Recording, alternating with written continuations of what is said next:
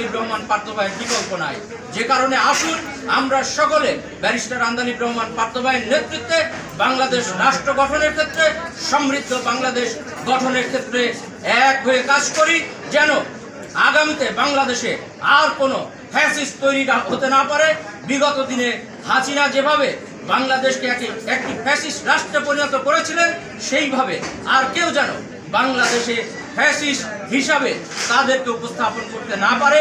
বাংলাদেশ জাতীয় যুব সংহতির প্রত্যেকটা নেতাকর্মী আগামী দিনে বাংলাদেশ রাষ্ট্র কিভাবে গঠিত হবে সেই গঠন প্রক্রিয়ার সাথে সম্পৃক্ত থাকবে এবং সুষ্ঠু ধারার রাজনীতি বিনির্মাণের জন্য প্রত্যেকটা নেতাকর্মী পাহারাদার হিসাবে কাজ করবে বলে আমি বিশ্বাস করি।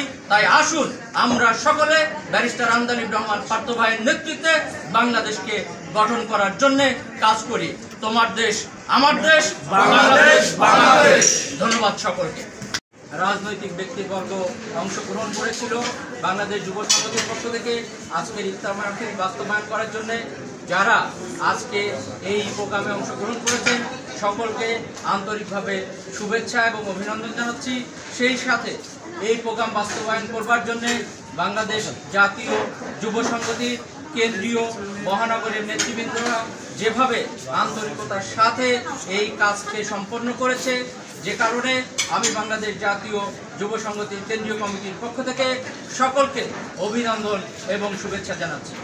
সংগ্রামী দেশবাসী, আপনারা অবগত আছেন গত 5ই আগস্টের মাধ্যমে বাংলাদেশে একটি নতুন বাংলাদেশ গঠনের ক্ষেত্রে রাস্তা তৈরি হয়েছে।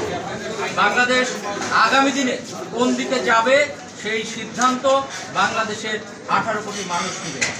বাংলাদেশের ভাগ্য বিনির্মাণ করতে চেয়েছিল বিগত ফ্যাসিস্ট সরকারের প্রধান শেখ হাসিনা, কিন্তু বাংলাদেশের আপামর জনসাধারণের যে উৎসর্গ, জীবন উৎসর্গের মধ্য দিয়ে বিগত 36শে জুলাই ফ্যাসিস্ট হাসিনার পতন হয়েছে এবং বাংলাদেশের ইতিহাসে নজির নাই, এমনকি পৃথিবীর ইতিহাসে এমন কোনো ঘটনা ঘটে নাই যে দেশের 300 জন সংসদ সদস্য এবং প্রধানমন্ত্রী, মন্ত্রী পরিষদের সকল সদস্য সহ পালিয়ে যায়।